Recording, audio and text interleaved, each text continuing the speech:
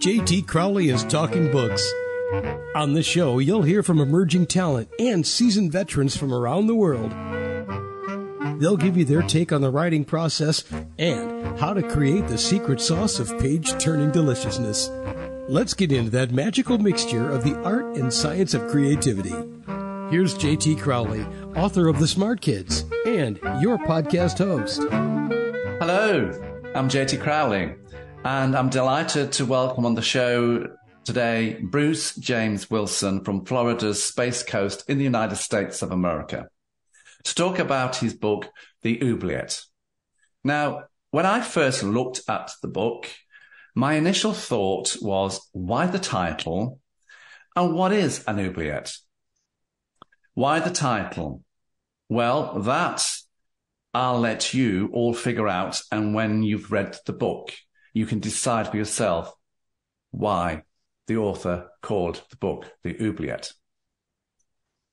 But as to what is an oubliette, well, it refers to a secret dungeon, a pit, with a trapdoor in the ceiling as the only means of entry and escape.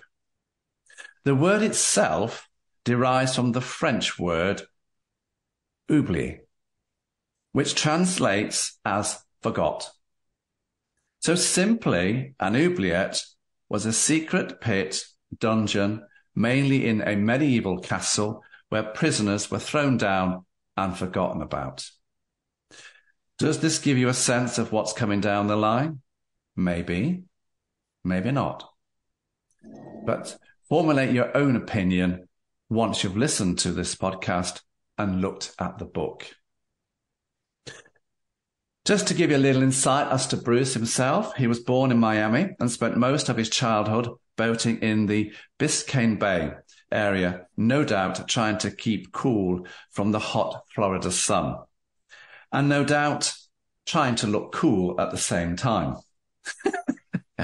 For those fun-loving summer days there in Florida, in Miami. As a youngster, he moved with his family to Florida's Space Coast, where he presently lives with his wife, Nancy.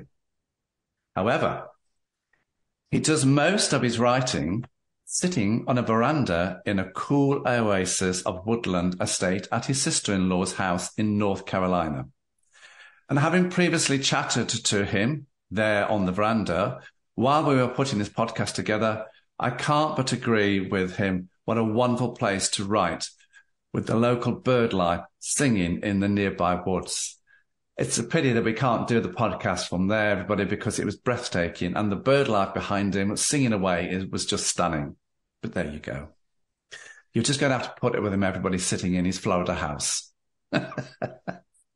Anyway, let's invite him on the show to talk about himself and his book, The Oubliette. Bruce, come and join me. Hello, John, and thanks for having me on. How are things in jolly old England today? I'll tell you what, the weather is fantastic. The sun is absolutely amazing. I've been out for a walk in the countryside today, and I'd probably say we're hotter here than you are in Florida, because the last podcast I did was yesterday, and it was a gentleman from Florida again. He says we're cool, calm, and cloudy here. And I says we're hot and sunny. And you can keep your clouds. Yeah, we're cool, calm, and sunny today. So, anyway, Bruce, I know you write under the name B. James Wilson. Would you care to tell the audience a little about yourself and why you wrote this book? Sure. I got interested in writing as a kid, and writing is really about reading. I read the book She by H. Rider Haggard, and it just set me on fire. I wanted to do that. I wanted to be able to tell stories that transported people, to worlds that they otherwise would never know. So as far as the Oubliette goes, I taught Bible for 20 years. And in every class, when we went through Genesis, we would get to chapter 6 and people would have unlimited questions about the sons of God that are mentioned there, and them consorting with the daughters of men and producing what the Bible calls Nephilim. So that was the inspiration, is all those questions. I did a lot of research, much of it in the book of Enoch, and I learned everything I could about these Nephilim, and I found the story intriguing. So that was the inspiration for the Oubliette. Really? So were you, I mean, I certainly was. Were you a fan of The Lord of the Rings? Oh, yes. Yes, We've got definitely. something in common there, everyone. Because, sometimes when, towards the end of the book, there's a tower that everybody climbs. And when I was reading that, Bruce, do you know what? It took me right back to the tower in The Lord of the Kings. And I just thought, I bet Bruce loved Lord of the Rings, not Lord of the Kings, Lord of the Rings. Yes, I do. Thought so. There you go, everyone. I was right. Yee-hee. The book, everyone, has 43 chapters. We're not going to go into all 43 chapters, because if we did, we'd never end. We'd be here forever and a day. And we would. This is a chunky book, everybody. And that's not the concept of this podcast. The whole idea of this podcast is to give you, the listeners, the audience, an understanding of flavor of what the book is about. So we're going to sample 8 chapters. And these are chapters that both myself and Bruce have picked out because we think they're the most significant chapters within the book, which would give you an overall account of what this book is about. So, Bruce, if I don't mind, I'd like to go to chapter 1, which you head up. Who's down there? You set the scene in New York City. Mike Brennan is a fire rescuer. He's the main protagonist throughout the whole book. It's 9/11, 2001. The Twin Towers images of collapsing are beamed across the world. In the opening paragraph, you have Mike peering through dirty glass into a building's basement, a building that is on fire. He's looking into a pit where he has seen movement, albeit shadowy movement. Against regulations, he goes down to explore his instincts, and he comes across 2 street kids whose parents are either in jail or hooked up on drugs. So here's the oubliette, everybody. The basement, that's the pit, that's the dungeon. And the 2 street kids, abandoned and forgotten by society. It's a stunning, powerful start to this book. There's 2 street kids. The boy not abandoning his sisters who's trapped under the stairwell in a furnace of fire that's about to engulf them. And Mike's heroic attempts to bring these forgotten street kids to safety. My question to you, Bruce, is here. It's going to be interesting what the answer is going to be. What was the thought process going on in your head when you constructed this startling first chapter? Well, thanks for the question, John. There's an interesting backstory to chapter 1, and here's what it is. In the original manuscript, that was actually chapter 4. Really? But, yes, but my most trusted beta reader, when she read the book, told me that she almost didn't read the book because she got to chapter 3 and she still didn't know anything about the main character. She felt she couldn't connect to him. And on that recommendation, I decided to bring the main character to the front of the book and introduce him. But let me explain my reasoning for not doing that, in the original manuscript. In the original manuscript, it opens with Mike waking up in the darkness. and he doesn't know who he is. He doesn't know where he is, and he doesn't know how he got there. So I told the story from that point onward, and that took 3 chapters before we got to what is now chapter 1. And I thought that it was a good idea, since Mike didn't know who he was, that maybe the readers shouldn't know either. It turned out that wasn't a good idea. So I made the switch, and that's how that chapter became chapter 1. I think the switch was right. Whoever suggested that, they got that right, because yes, when you have a book, everybody, you've got to get the first 2 chapters there. You've got to grip the audience, the listeners, the viewers. And so your first 2 chapters have got to be absolutely on the mark. You might have a fantastic ending, but if you haven't got a good start, nobody's going to look at the ending. So I think that person is absolutely right, because it's a stunning opening chapter. And this is why she's my most trusted beta reader. There you go. Trust her. Yep. Bruce, let's move on to chapter 4, Boy Who Was. All righty.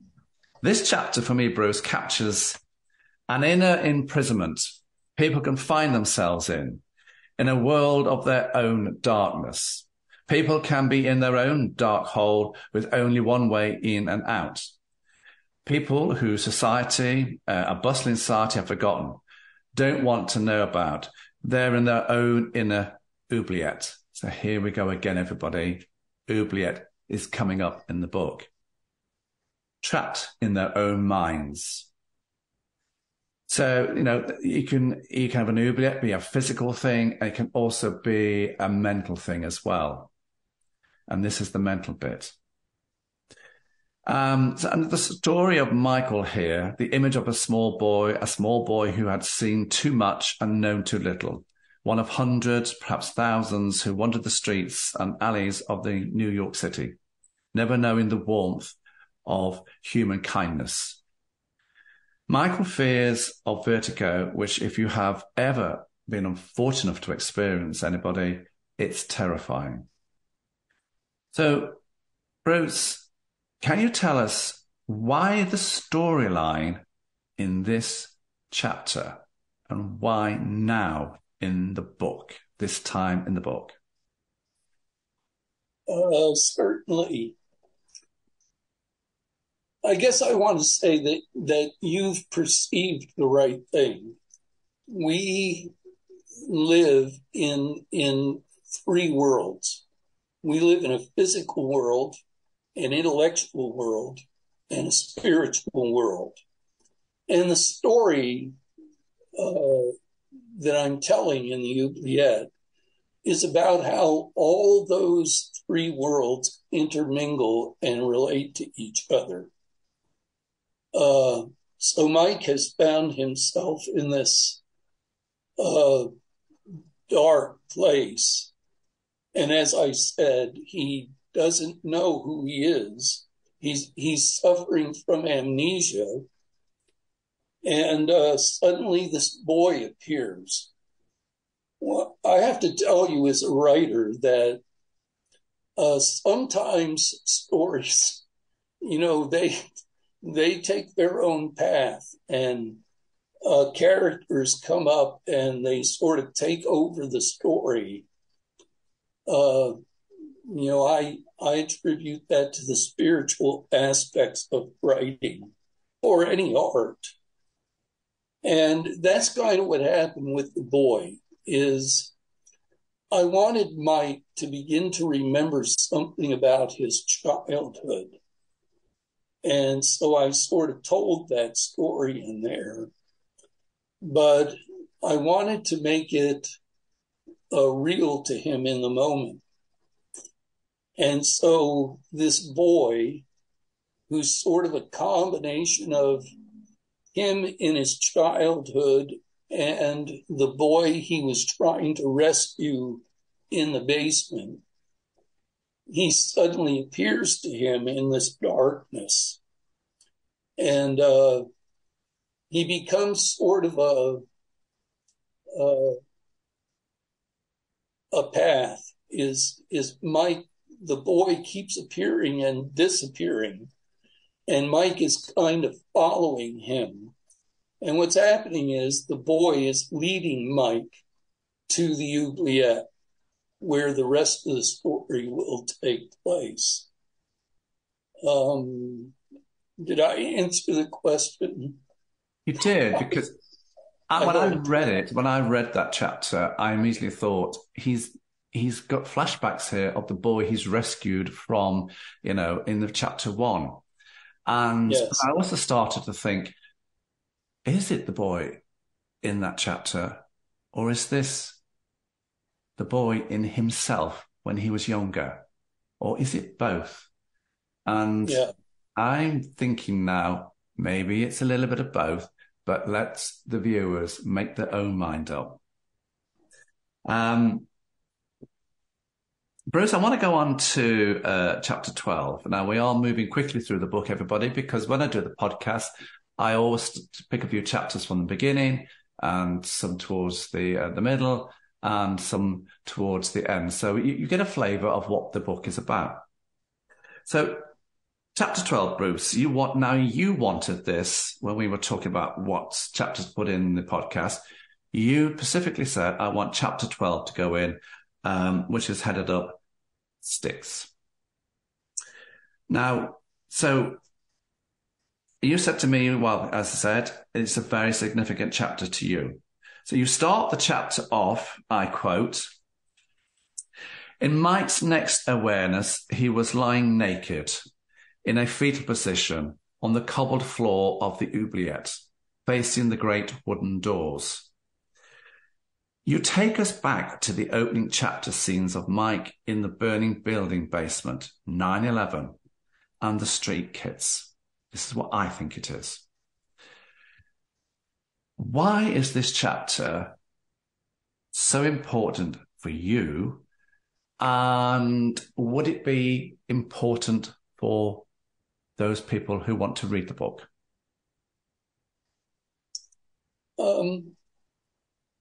I hope that it would be important to them, but I'll tell you why it's important to me. I think that one of the biggest failures in Western society today is our failure to recognize the existence of a spiritual world. We try to live our lives as if we were beings that are strictly physical and intellectual, emotional between that. But the reality is that we're missing a leg. And unless that third leg is in place, your life can be a disaster. And that third leg is your spiritual existence. This chapter brings that out to the fore. You have a battle going on between this demon, Azazel, and the main character, Mike. They're both trapped in an oubliette. Both of them want to get out.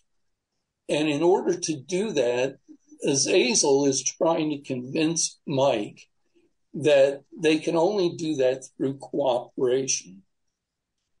This is a great ploy of the devil and his minions, is first to convince you that they don't exist, and secondly, to battle for your mind. These evil forces want to take over your mind and make you see the world in a way that's actually alive. So that's what's going on here in this chapter. As a background, because our audience didn't get this, this chapter follows an event where Mike's goes through this disastrous examination of a pair of great wooden doors that exist in the Oubliette. These doors represent time and circumstance. But when Mike went up to examine them, the demon warned him not to go there, because he tells him that these are the doors to hell, and he would regret stepping up to them. But Mike went anyway, and when he gets up there, suddenly he finds himself surrounded by flames. And he manages to escape, but not without getting burned. And by the way, his nakedness represents his vulnerability. Yes, that's what I thought, is vulnerability. And it's quite striking here, because here you've got him in flames. Again, this is in his own mind. And immediately it's going back to chapter 1, that important chapter. The flames engulfing.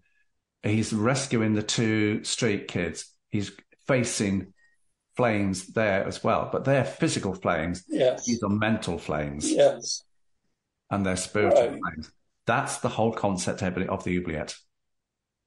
When Mike wakes up after all these flames surrounding him, the demon explains to him that was Styx, the river that runs through hell.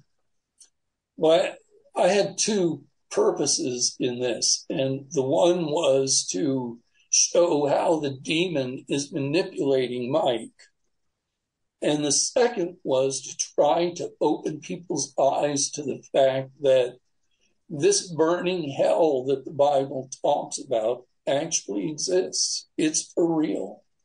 It doesn't exist in this dimension, but it actually exists. So really, that was the idea. And you'll note that at the end of the chapter, the demon closes their conversation by reminding Mike. He says, Styx, he just reminds him that that's what he just experienced. Who's the demon, everyone? I'm not going to say. Read the book. Now, I liked the next chapter we're going to go to, Bruce, here, and it's chapter 14, which you've headed up, Against Darkness. Here we have a mixture of events. Mike's own oubliette, as we've already talked about, place of confinement, a gargoyle, Azel, the serpent, Elohim creating heavens and earth, when there was only darkness. The power of the logos, the cursed words, let there be light. Light being the antithesis of darkness. This is a busy section of this book. Would you care to tell the listeners why you wrote it and what's going on here? Sure. It's, this is a continuing theme of the spiritual world that exists around us.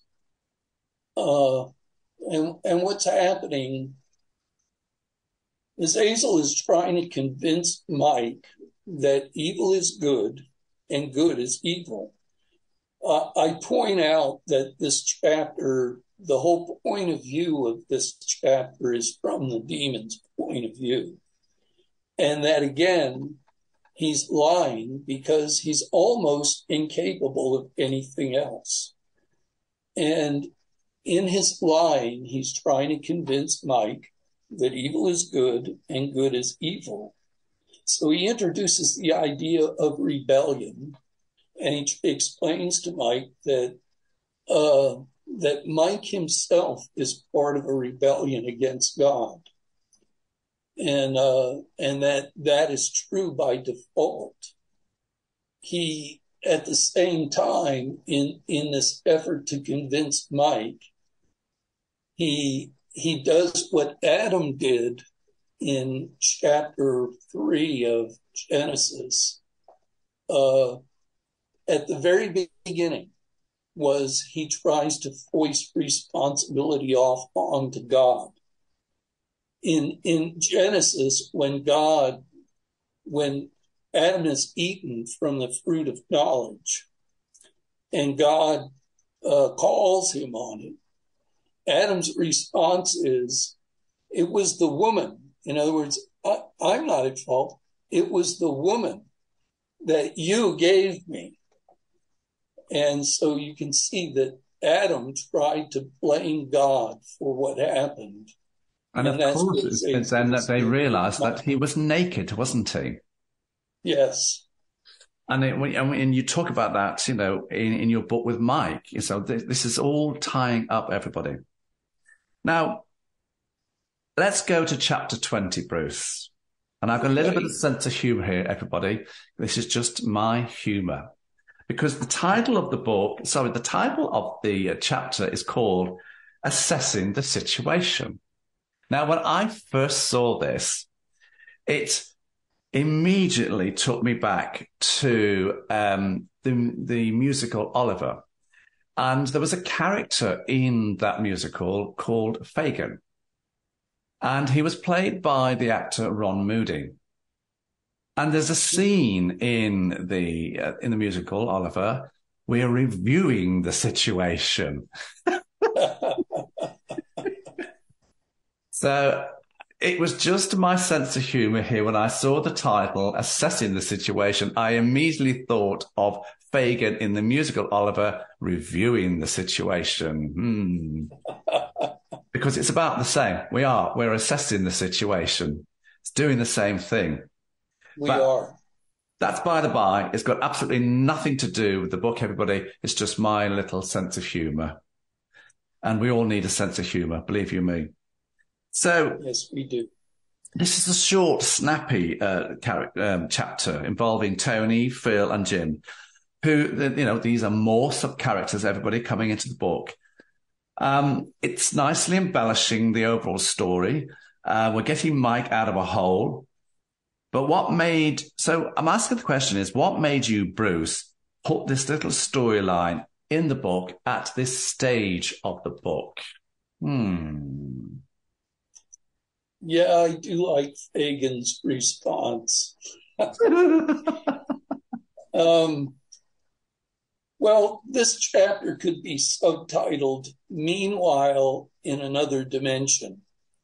I mentioned earlier about us existing in three worlds, the physical world, the intellect, and the spiritual world.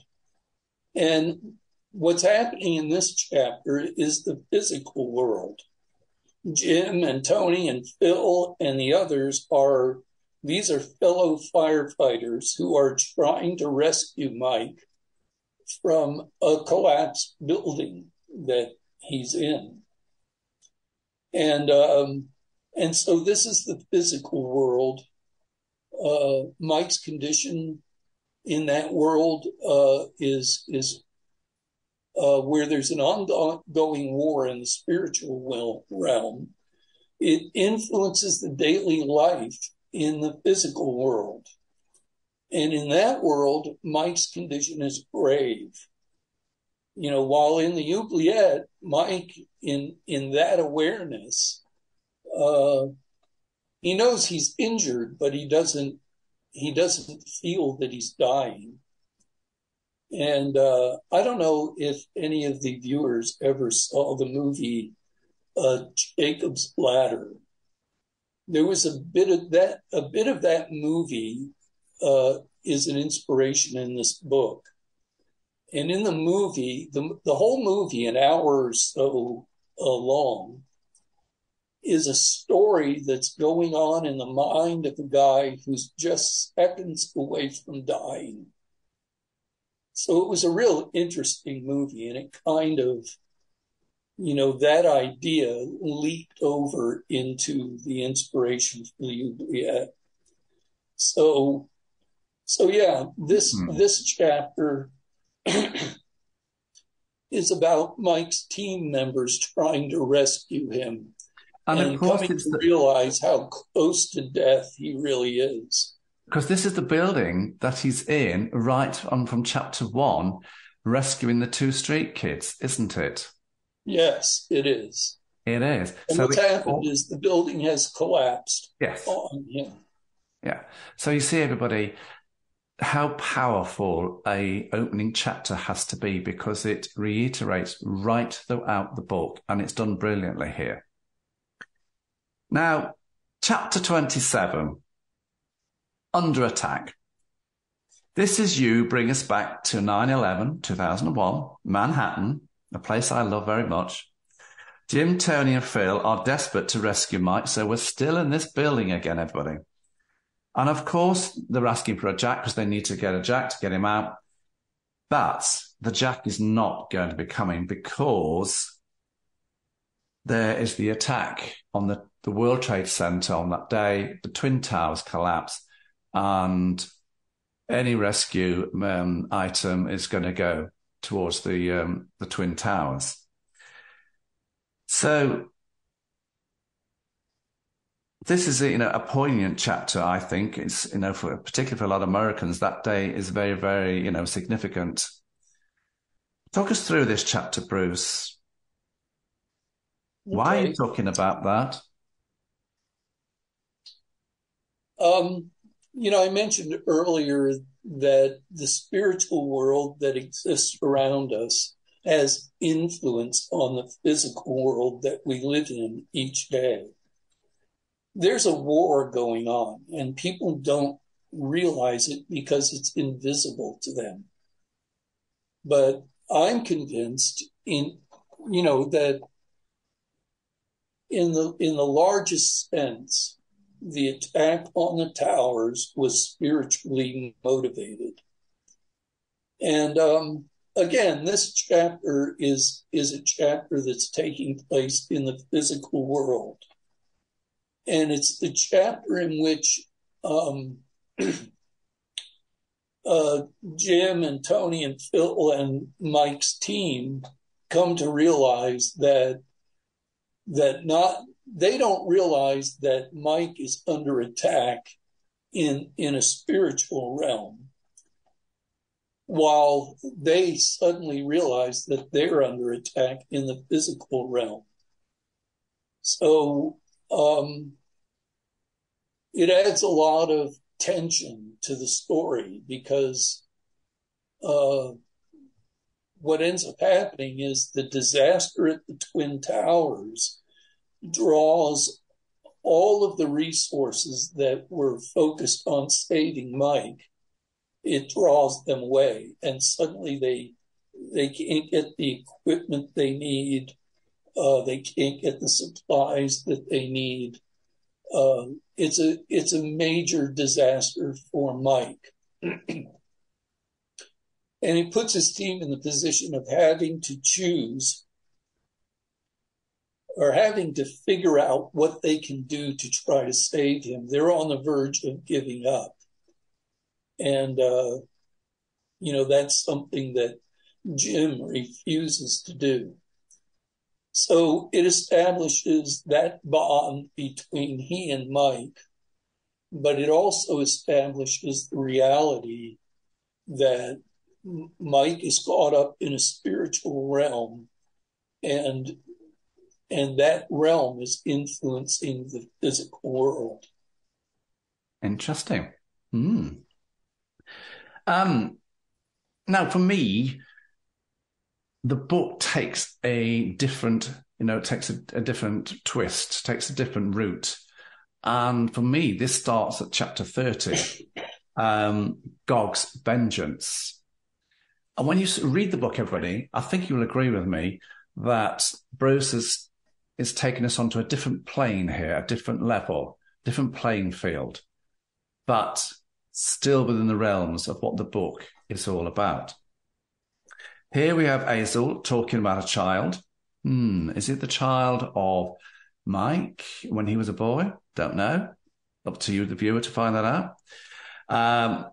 with you talking about watchers, referring to gross deformity. You talk about the biblical city of Enoch, the sacrifices of the people of Canaan, what they made, ceremonial births, Zamyasal's dominating power.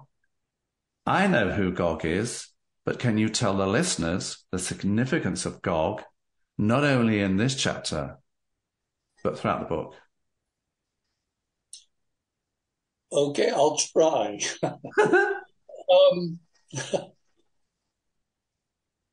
Okay, so what's happening in chapter 30 is that Azazel, again, the demon, is relating the past to Mike. He's talking to him about things that happened in the past.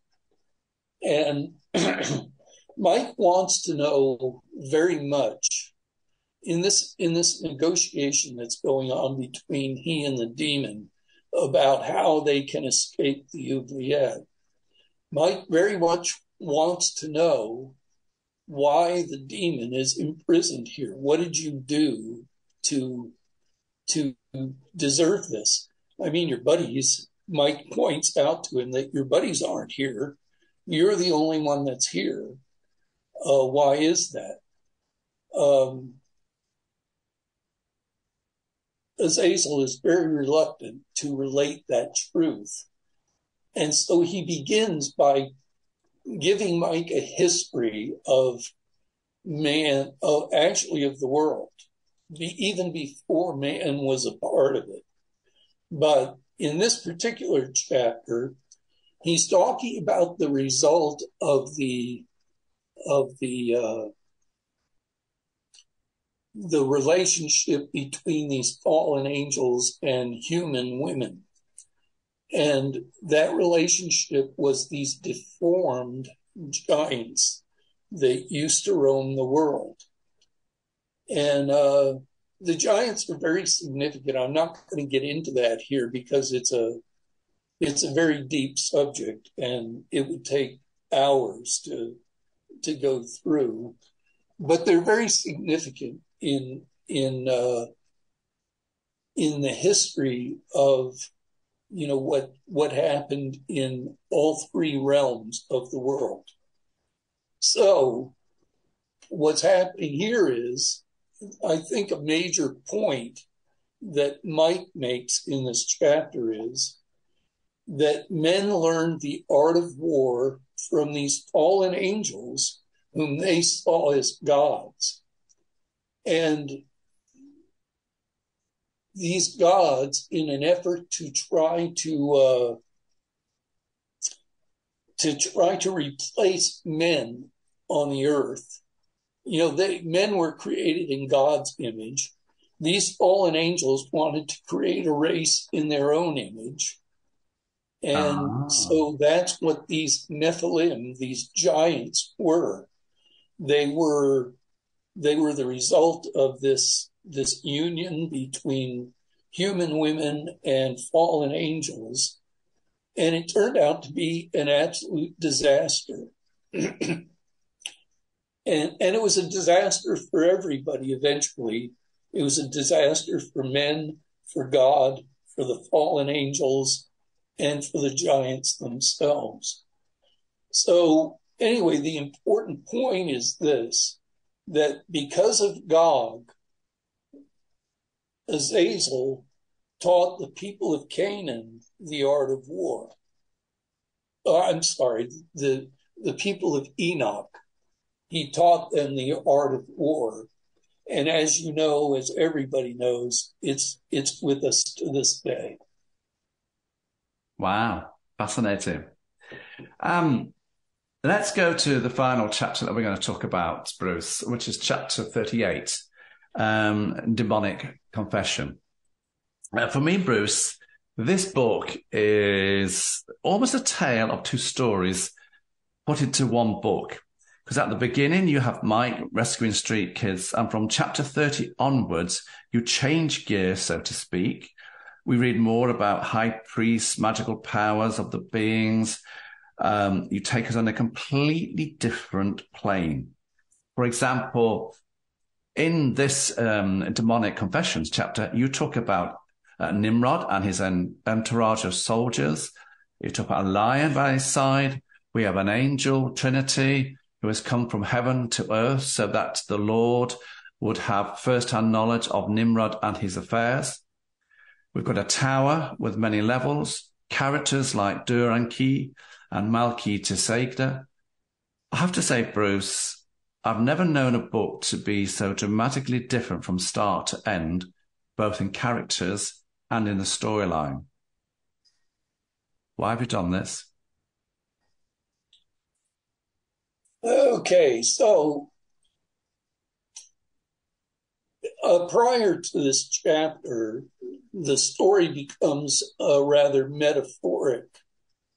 We didn't cover the chapter where Mike has this hallucination about being dead, and a goat finds him in the middle of the desert. So I won't go into all that, but it's all metaphoric, and it was a way of bringing Mike back to the Oubliette because he had escaped, or thought he did anyway. But he ends up back there.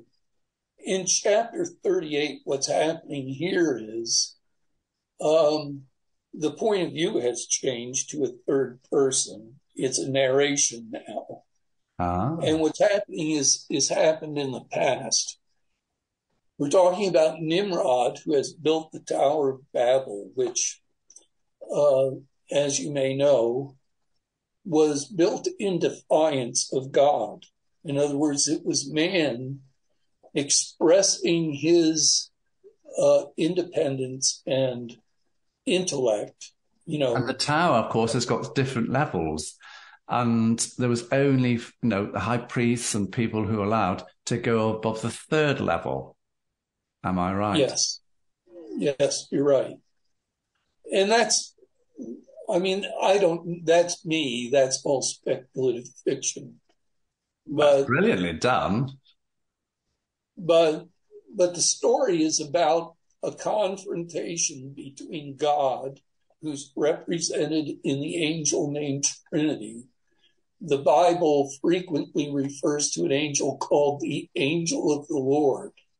Yes. And the first time that angel appears in the Bible, it appears as three separate people in the story of Abraham. And it's just before the destruction of Sodom and Gomorrah. So I took that theme, of the three persons, and I used that as the Trinity angel. So you note that there are three individuals who make up this angel.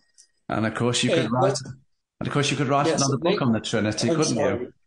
You could write another book on the Trinity itself.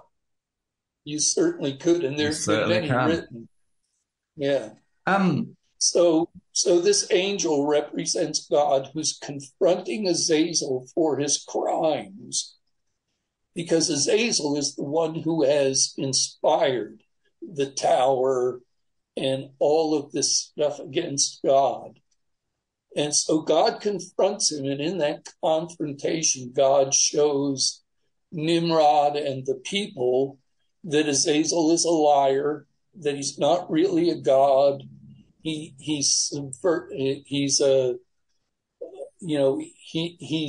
serves God, and he's a servant of God, not a god himself. And then what happens is he condemns him to the oubliette. So this chapter is bringing the story full circle.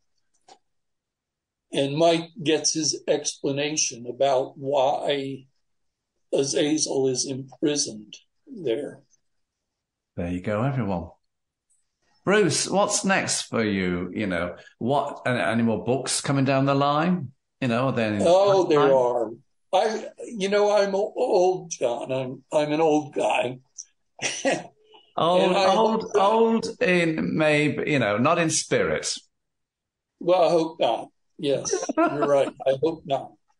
But what I really hope is I hope that I have enough time left to write all the books that are in my head.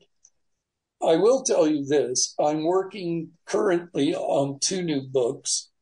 One of them is the next book in the Bible Book Club series. It's called Patriarch, and it's a story of Abraham. It's not the story of Abraham. That would take volumes, but it's a story of Abraham. And when's that likely to come out? I'm sorry, what? When's that likely to come out? I'm hoping to have it out by September.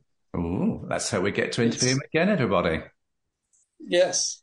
Bruce, who do you see as your market here? Who do you want to read your books? C.S. Lewis famously said this. He said, the world doesn't need another Christian writer. The world needs writers who are Christians. And that's what I'm trying to be. I'm trying to be a writer who is a Christian. So I'm not writing for the Christian book market. I want to reach a wider audience because I have a story to tell. It's the same story that saved C.S. Lewis. I don't know if you've seen the movie, The Reluctant Convert. Oh, yeah. It's an important movie, but it tells the story about how C.S. Lewis was an atheist, and he came to know God because of his relationship with the Lord of the Rings. Help me here, John. Who am I thinking of? I can't remember either. So let's stop digging a hole. J.R.R. Tolkien. Oh, yeah, J.R.R. Tolkien, yeah. Yes. Lord of the Rings, not the Lord of the Kings. And Tolkien made C.S. Lewis see the story in They knew each other from university. Yes, they did. They knew each other from the university. They were friends. Yeah. He made Lewis see the story in the Bible. And that's what I'm trying to relate to people. Is the story. There's a story there that's important to the world. So where can people get your books from? Well, they can get the digital books from any place that sells digital books. Amazon, iBooks, Kobo, Barnes and Noble, any of them. And they can get the printed book from either Barnes and Noble or Amazon. There you go, everyone. Bruce James Wilson, thank you very much for coming on my show to talk about your book, The Oubliette. A book. Oh, John, I thank you for having me. Oh, it's a great pleasure. So go and have a look at his book, everybody. It's absolutely absorbing. I was captured by it. I'm Jody Crowley. Thanks for listening, watching, wherever you're in the world. Stay safe.